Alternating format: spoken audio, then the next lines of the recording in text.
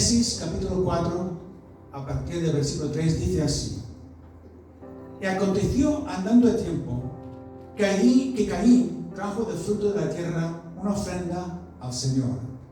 Y Abel trajo también de los primogénitos de sus ovejas, de lo más gordo de ellas. Y miró el Señor con agrado a Abel y a su ofrenda, pero no miró con agrado a Caín y la ofrenda suya. Y se ensañó Caín en gran manera y decayó su semblante. Entonces el Señor dijo a Caín: ¿Por qué te has ensañado? ¿Y por qué ha decaído tu semblante? Si bien hicieres, no serás enaltecido, y si no hicieres bien, el pecado está a la puerta. Con todo esto, a ti será su deseo, y tú te enseñorearás de él. Y dijo Caín a su hermano Abel: Salgamos al campo. Y aconteció que estando ellos en el campo, Caín se levantó contra su hermano Abel y lo mató. Y el Señor dijo a Caín: ¿Dónde está Abel tu hermano? Y él respondió: No sé, ¿soy yo acaso guarda de mi hermano? Y él le dijo: ¿Qué has hecho? La voz de la sangre de tu hermano clama a mí desde la tierra. Amén. Amén. Podemos tomar asiento. Dice el último versículo: la voz de la sangre clama a mí desde la tierra. ¿Qué palabras más interesantes? Porque las personas tenemos voz y podemos hablar y podemos clamar. Pero la sangre. Bueno, en Números 22 hay una ocasión en la que un asna habló a Balaam. Un milagro ciertamente extraño. Y hasta recuerdo que Jesús dijo en una ocasión que si los discípulos no hablaran, las piedras hablarían. Pero la sangre puede hablar, la sangre puede clamar, la sangre tiene voz. Bueno, no sé si has visto alguna vez algún capítulo de esa serie de televisión llamada CSI.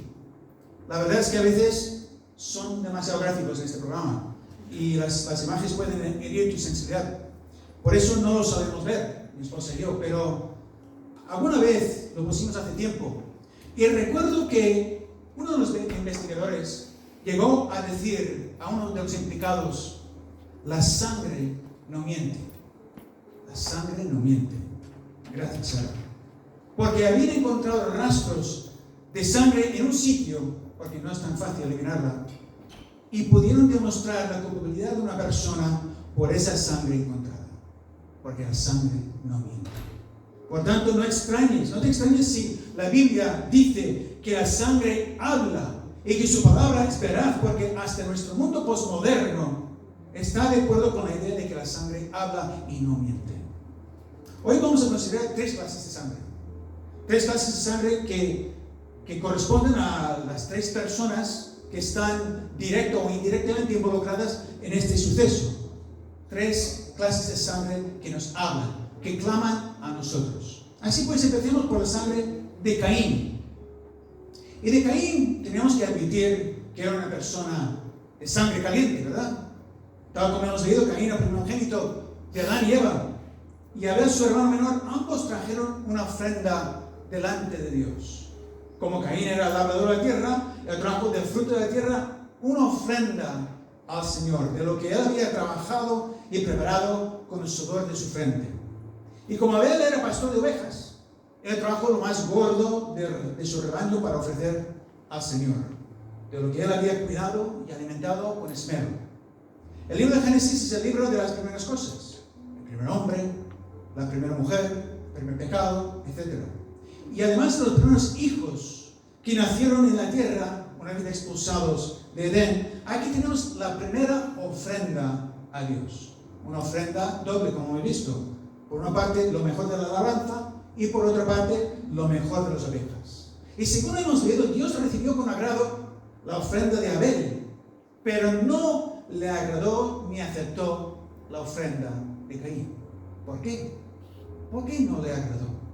Bueno, no quiero extenderme a las razones, pero no es un tema que quiero desarrollar realmente esta mañana, pero voy a esbozar solamente 2 razones. En primer lugar, Dios es Dios. Es soberano del universo, creador de los cielos, de la tierra, santo, perfecto, omnisciente, omnipotente, omnipresente. ¿Y acaso nosotros ¿Acaso nosotros podemos ofrecerle algo nuestro a Él? ¿Él tiene necesidad de algo nuestro? Lo sorprendente es que Dios se agradara de la ofrenda de Abel, no que no aceptara la ofrenda de Caín. Eso sería lo normal. Porque ¿acaso Dios necesita que le ofrezcamos nosotros algo? ¿Acaso Dios necesitaba comer de los frutos de la tierra que Caín había labrado? Dios es autosuficiente. Es más, Él mismo es el sustentador de todas las cosas. Nosotros necesitamos que Él nos provea a nosotros, pero Él no necesita nada de nosotros porque en Él todas las cosas subsisten y existen.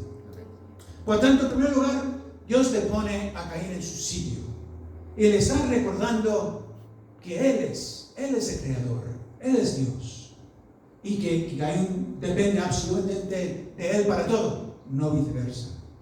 Es la primera lección de humildad. Caín, tú eres una criatura creada a imagen y semejanza de Dios, pero Dios no te necesita como tú le necesitas a Él.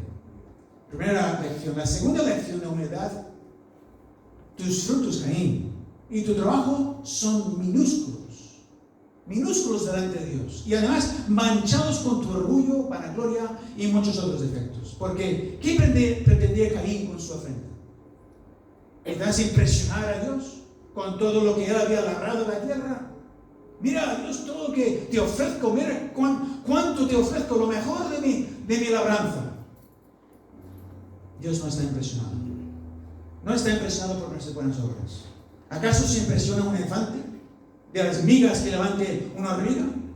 No. Dios nos impresiona por nosotros, pero allí reside el fracaso de Caín.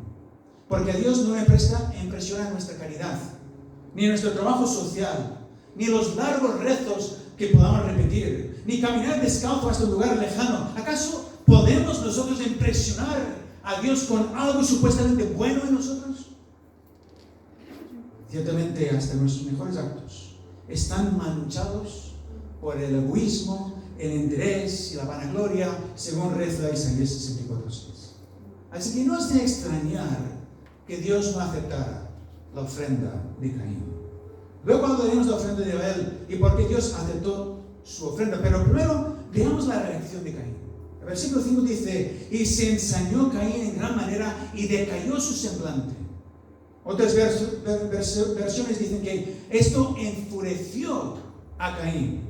Caín se enfadó en gran manera, le subió, como se suele decir, la bilirrubina, porque Caín era de sangre caliente. Sangre caliente. Yo creo que en mayor o menor grado todos somos Caín. Todos somos seres emocionales. En nuestras circunstancias nos afectan en sentido positivo o negativo según su naturaleza. Si nos elogian, nos alegramos. Si nos rechazan, no sentimos nada. Y en este caso, el rechazo divino produjo simplemente ese enfado en Caín, un sentimiento de ira que Caín desplazó de Dios hacia su hermano Abel. Sí, porque era Dios quien no había aceptado su ofrenda. Con lo que la persona con la que Caín realmente estaba enfadado era con Dios mismo. Pero Caín veía que su hermano menor Abel había sido aceptado por Dios, por lo que él desplazó su ira hacia Dios y lo volcó hacia su hermanito. Sin embargo, creo que Caín ni siquiera se dio cuenta de esta ira desplazada en su interior.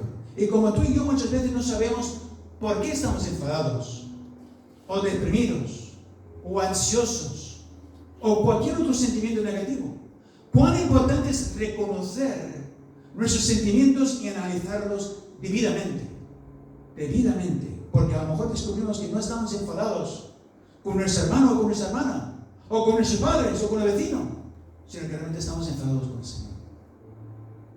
Y entonces lo que debemos hacer es caernos de rodillas y pedir auxilio en oración a Dios con la ayuda del Espíritu Santo, porque nuestra sangre caliente, esa sangre caliente que se calienta en enfado, nos puede jugar una mala pasada. Porque fíjate que Dios le quiere hacer reflexionar a Caín en medio de esa reacción de tanto enfado. Leo los versículos 6 y 7 de la Biblia textual. Entonces el Señor dijo a Caín: ¿por qué te enfurece esto? ¿Y por qué ha decaído tu semblante? Si mejoras, no serás enaltecido, pero si no mejoras, El pecado acecha a la puerta y su deseo ardiente es hacia ti, aunque tú puedes dominarlo. La versión Reina Valera omite la palabra ardiente, que describe el deseo del pecado dentro de nosotros. Deseo ardiente, de fuego. Pero Dios le dice a Caín, tú puedes dominar ese fuego, ese deseo ardiente de pecar. Si mejoras, si haces el bien, serás enaltecido. Te has equivocado, pero puedes mejorar. No te enfades, no te entristezcas, cambia. Arrepiéntete, cambia. Sin embargo, Caín no escuchó a Dios. Caín se dejó llevar por su sangre caliente y cometió el primer asesinato. Otra de las primeras cosas relatadas en Génesis y ciertamente triste. Hermanos, aunque seamos de sangre caliente como Caín, fíjate lo que Dios le dice. El pecado acecha la puerta y su deseo ardiente es hacia ti, aunque tú puedes dominarlo. Tú puedes dominarlo. Caín no tenía, como nosotros, la morada del Espíritu Santo, pero tú y yo sí, si hemos aceptado a Cristo Jesús como Señor y Salvador nuestro. Por tanto, si Caín debía tener la capacidad de dominar el pecado ardiente en sus venas, ¿cuánto más tú y yo? ¿Cuánto más tú y yo debemos de poder dominar el pecado en nuestra sangre? Por eso Pablo dice a su amado discípulo Timoteo, porque no nos ha dado Dios espíritu de cobardía, sino de poder, de amor y de dominio propio. Se suele decir que cuando te enfades, cuenta hasta 10, ¿verdad?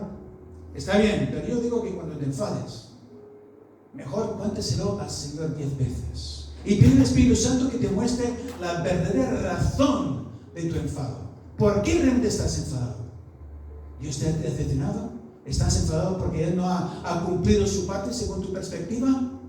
Porque cuando entiendes realmente por qué estás airado, podrás gestionar ese sentimiento con verdadero conocimiento de causa. Ahora bien, lo irónico de Caín es que, siendo de sangre caliente, como hemos visto, él actuó con absoluta sangre fría. Sangre fría, porque sin mostrar ningún tipo de rencor ni enfado, le dijo a su hermano Abel, amigablemente, salgamos al campo. Salgamos al campo. Y allí en medio del campo, Caín se levantó contra su hermano Abel y lo mató. Pero Caín, ¿dónde están tus afectos por tu hermano menor? Siendo el hermano mayor, Caín debía de cuidar de su hermano menor y protegerlo y animarlo y ayudarlo, pero con mucha sangre fría, sin el más mínimo sentimiento por su hermanito. Caín asesina a aquel contra el cual se siente airado con toda alevosía. Y es que la ira desplazada puede convertirnos en personas frías, calculadoras y perversas en muchos sentidos. Quizás no usemos un cuchillo de metal para matar a nuestro hermano, pero nuestras palabras pueden ser una lengua afilada que matemos su autoestima con dos frases bien calculadas. Quizás no disparemos a nadie con arco ni pistola, pero nuestras palabras pueden ser flechas y balas que maten su ilusión, sus metas, sus ideas. Quizás no tengamos una horca en la que colgar a nadie, pero nuestra actitud de desprecio y desaprobación puede ser suficiente para ahorcar el proyecto que Dios tiene para esa persona. Eso es lo que hacen las personas de sangre fría como Caín, que abrigan sus sentimientos negativos y no los gestionan debidamente. No seamos como Caín, no nos convertamos en personas de sangre fría. Valoremos a las personas por lo que son, alguien creado a imagen y semejanza de Dios para su gloria. Y cada uno somos influenciados positiva o negativamente por nuestra infancia, por nuestro entorno, por nuestras circunstancias personales. Por tanto, aprendamos a amarnos y a estimularnos los unos a los otros hacia lo mejor, hacia la persona que Dios quiere que tú y yo seamos. Porque Dios tenía un proyecto para Caín y también tenía un proyecto para Abel, pero Caín no lo logró porque se convirtió en una persona de sangre fría. Solo le importaba él y sus propios sentimientos. No le importó herir a su hermano Abel, ni le importó lo que Dios le decía. Fíjate con qué desfachatez Caín le contesta a Dios en el versículo 9. Entonces el Señor dijo a Caín, ¿dónde está tu hermano Abel? Y él respondió, no sé, ¿acaso soy yo guardián de mi hermano?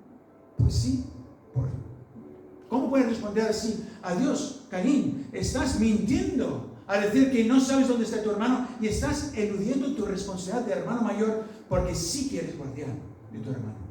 Por supuesto que lo eres. Pero Caín llegó a tal estado de sangre fría que creía que podía engañar incluso a Dios.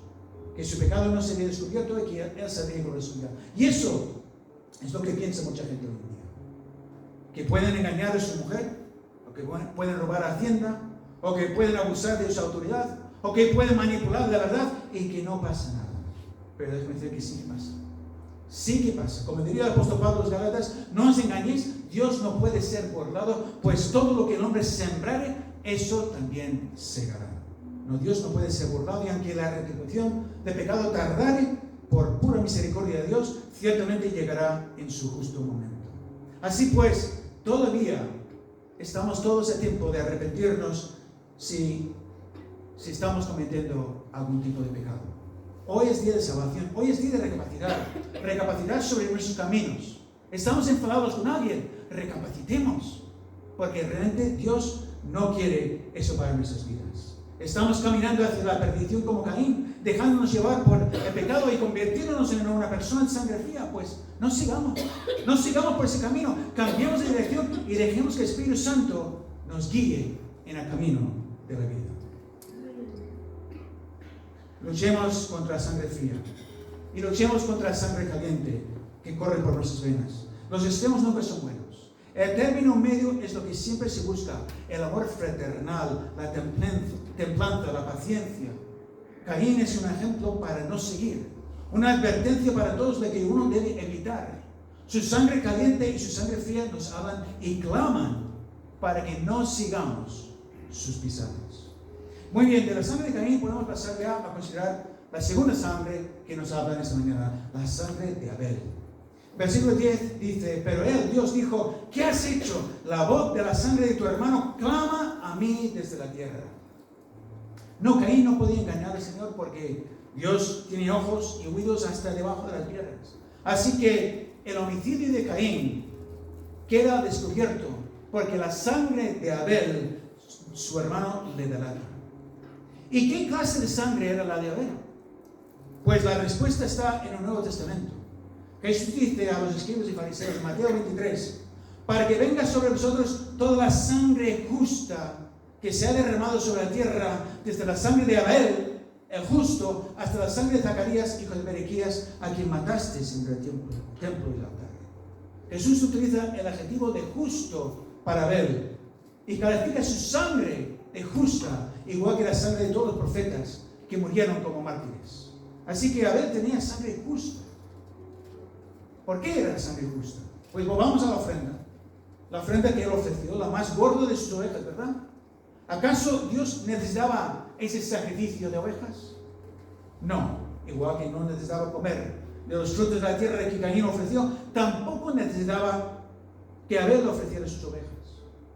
¿Acaso Dios quedó impresionado por lo gordas que eran las ovejas de Abel? No, igual que no se impresionó por los frutos que trajo Caín, tampoco se impresionó por las ovejas tan hermosas de su rebaño.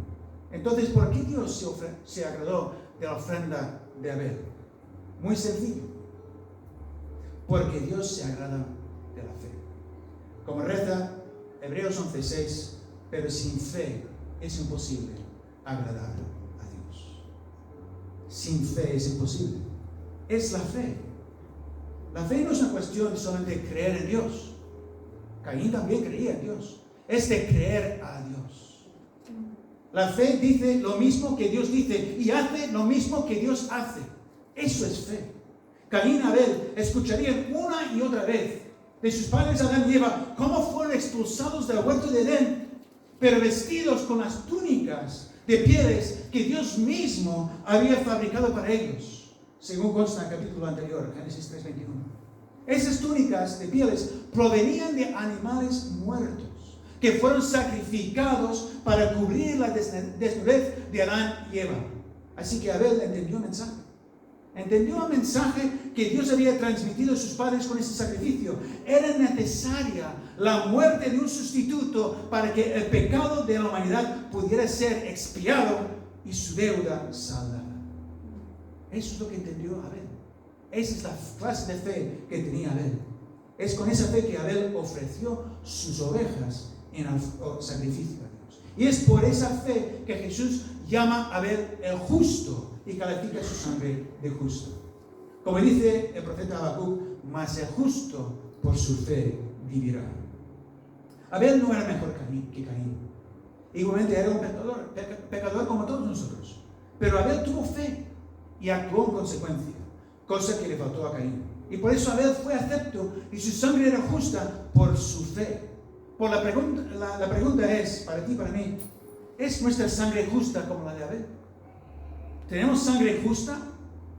No se trata de tener sangre azul, ni de ser una persona importante o una persona religiosa, ni de practicar ciertos ritos para llegar a agradar a Dios. Se trata de tener la misma clase de fe que Abel, de creer a Dios.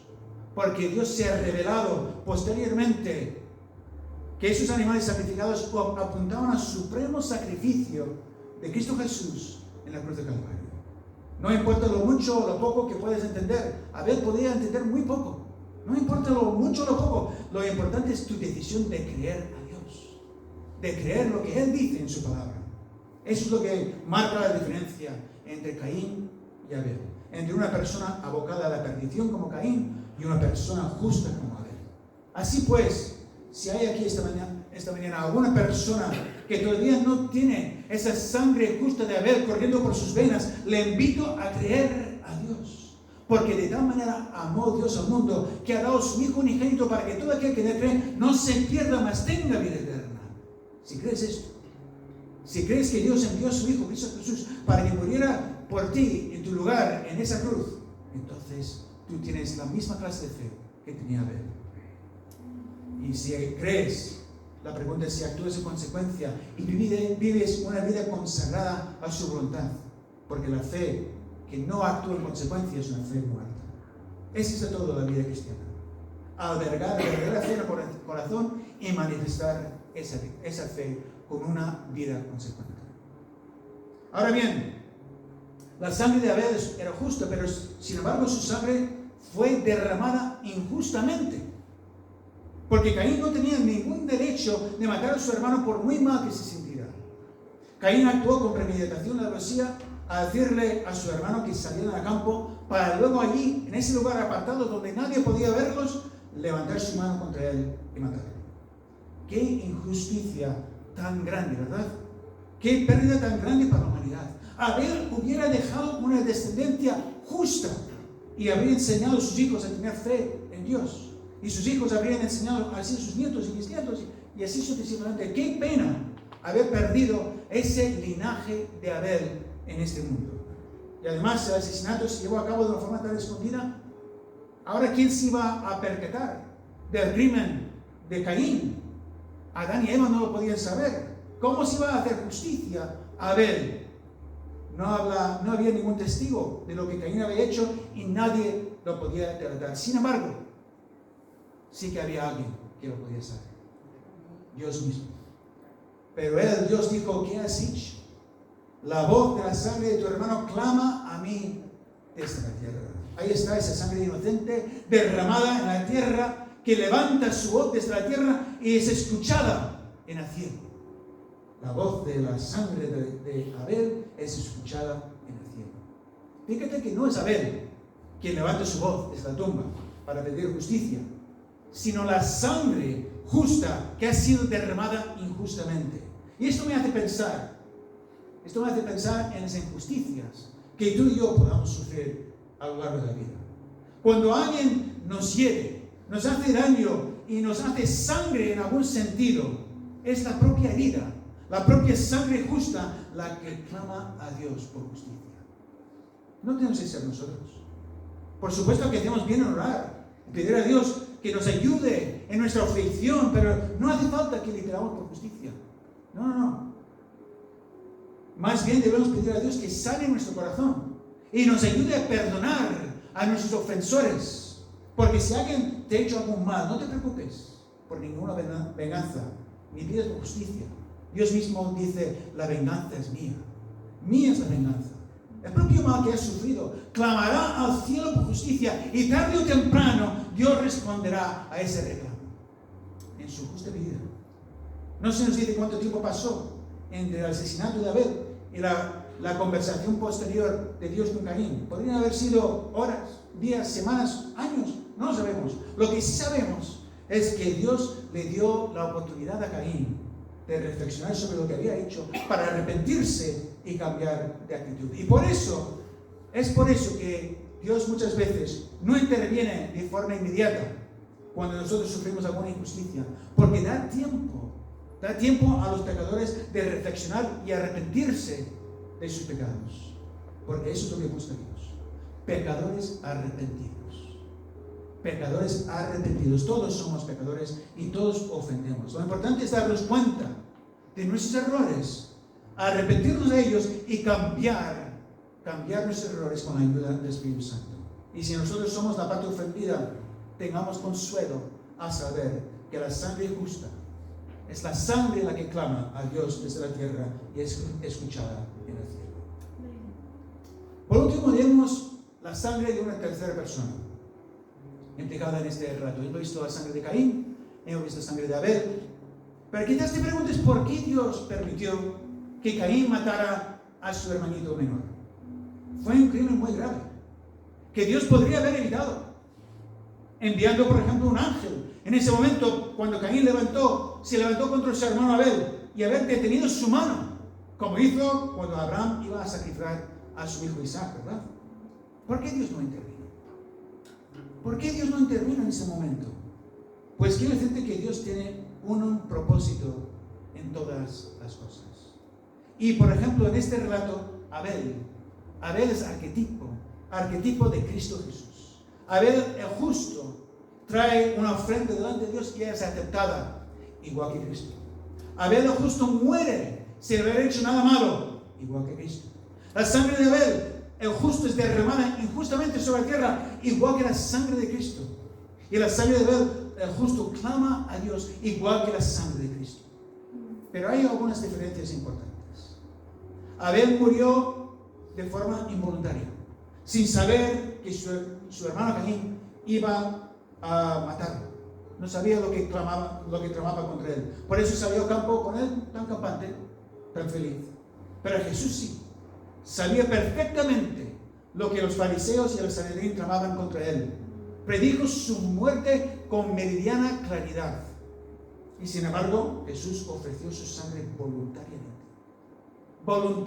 con pleno conocimiento de causa. Por eso Jesús oraba en el huerto de Getsemaní: Padre, si quieres, pásame esta copa, pero no se haga mi voluntad, sino la tuya.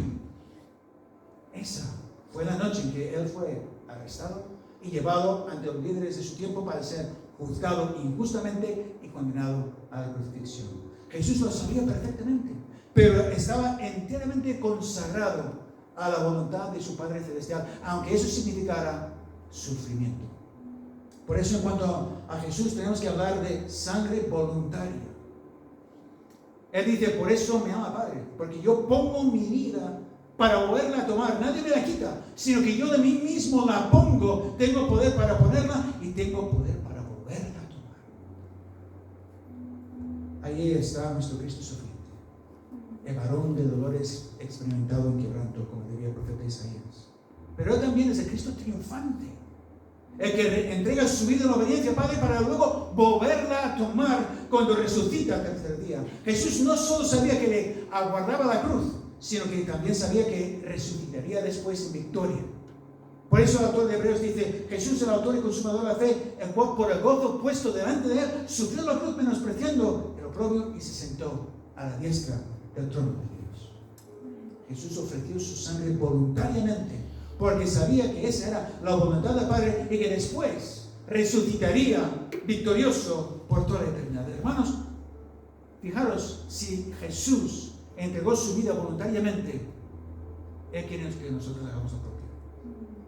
Jesús también nos llama a tener sangre voluntaria, a sufrir voluntariamente. Él dijo: si alguno quiere venir en pos de mí, niéguese a sí mismo, tome su cruz cada día y sígame. El seguir a Cristo puede significar muchas bendiciones, pero también puede significar mucho sufrimiento, incluso la muerte. Hoy en día muchos de nuestros hermanos están sufriendo persecución en países como Siria, Irak, Nigeria, simplemente por ser cristianos. Y nosotros no estamos dispuestos a testificar a otras personas, por ejemplo, en nuestro trabajo, de nuestra fe en Cristo. No estamos dispuestos por si nos miran mal. Pero ¿cuál es nuestra meta en la vida? ¿Cuál es tu meta en la vida? ¿Ganar mucho dinero? ¿Disfrutar los placeres de este mundo? Todo eso es temporal. Y Dios nos llama a pensar en lo que es eterno, en valores eternos. ¿Qué te importa más, la opinión de las personas o la opinión de Dios? ¿Qué te importa más, la voluntad de la gente o la voluntad de Dios? Posiblemente algún compañero de trabajo se extrañe de tu fe, quizás se burle de ti incluso, pero quizás tu testimonio sirva para que él o ella conozca la salvación que está únicamente en Cristo Jesús. Y eso tiene un valor eterno. ¿Ves? Por el gozo puesto delante de ti, por el gozo puesto delante de nosotros, también nosotros estamos llamados a sufrir en alguna medida. Quizás rechazo, opinión negativa, alguna burla, pero en obediencia al Señor debemos de estar dispuestos a recibir todo sufrimiento que venga de la mano de Dios, porque esa es la sangre voluntaria que Dios quiere en nosotros. Es la clase de sangre que Dios nos llama a tener, igual que tuvo nuestro Señor Cristo Jesús. Pero hay otra diferencia con respecto a Jesús y Abel. La sangre de Abel clamó por justicia, mientras que la sangre de Jesús clama por justificación. El apóstol dice a los romanos: mas Dios muestra su amor para con nosotros en que, siendo aún pecadores, Cristo murió por nosotros, pues mucho más, estando ya justificados en su sangre, por Él seremos salvos de la ira. Es la sangre de Cristo la que nos justifica y nos limpia de todo pecado. ¿Sabes? Hay ciertas manchas en la ropa que solo se pueden quitar con productos especiales. Hay que aplicar ese producto especial sobre la mancha, esperar unos minutos y luego lavar la prenda en agua, ¿verdad? Y lo mismo ocurre con el pecado. Siendo la sangre de Cristo el único producto que puede quitar las manchas de pecado de nuestra alma. Solamente su sangre. Solo cuando estamos lavados en la sangre de Jesús es que podemos estar limpios y justificados delante de Dios Padre.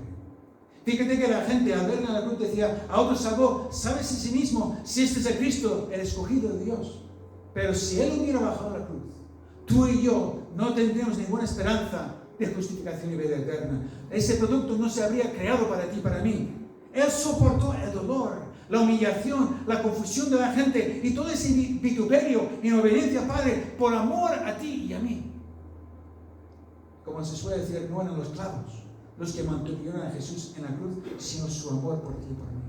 Él murió en nuestro lugar para que pudiéramos nosotros ser salvos. Sí, Abel era arquetipo de Cristo, pero cuán superior es la luz a las sombras. En una ocasión el apóstol Pedro dijo con respecto a Jesús: porque no hay otro nombre bajo el cielo dado a los hombres en que podamos ser salvos. Solamente es en el nombre de Jesús. Y eso es porque no hay otra sangre. No hay otra sangre como la de Jesús, que nos limpia de todo pecado si creemos en Él y en su obra redentora. Solo la sangre de Jesús nos puede convertir en justos delante de Dios, siendo nosotros pecadores, porque su sangre no clama por justicia, sino por justificación. Concluyo ya esta mañana destacando que hemos hablado de 3 clases de sangre, ¿verdad? De hecho, así he titulado el mensaje: 3 clases de sangre. Primero hablamos de Caín, quien, siendo de sangre caliente, finalmente actuó con sangre fría. Obviamente no queremos tener esa clase de sangre, porque representa la carne. Luego hablamos de la sangre de Abel, su sangre justa, por la fe que él profesaba, y su sangre que clamó al cielo por la injusticia que él sufrió. Su sangre sí la queremos tú y yo, ¿verdad? Porque su sangre representa a creyente, tú y yo. Y por último hablamos de la sangre de Cristo, una sangre derramada voluntariamente, lo cual nos invita a estar dispuestos a sufrir por lo que Dios determine para nuestras vidas, y su sangre, que es la sangre que nos justifica. Su sangre es la que nos imparte vida y vida en abundancia. Ahora pues, ya sabéis que en lo natural hay 4 grupos de sangre. A, B, AB y O. Y para recibir una transfusión de sangre, necesitas tener los mismos antígenos. Es decir, si tienes el antígeno del grupo A, como yo, por ejemplo, debes recibir una transfusión del grupo A. Y si eres del grupo B, debes recibir una transfusión del grupo B, y así sucesivamente. Pero en términos espirituales, solo hace falta un antígeno en nuestra sangre espiritual. El antígeno de la fe. Como dice el apóstol Pablo a los Efesios, porque por gracia sois salvos por medio de la fe. Por medio de la fe. Es la fe, el antígeno, que nos permite recibir esa transfusión espiritual de sangre que nos imparte salvación y vida eterna.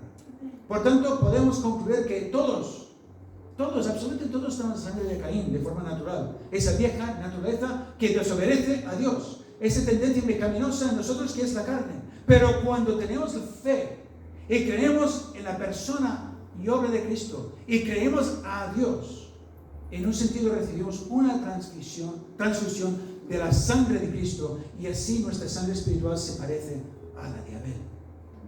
La sangre de fe.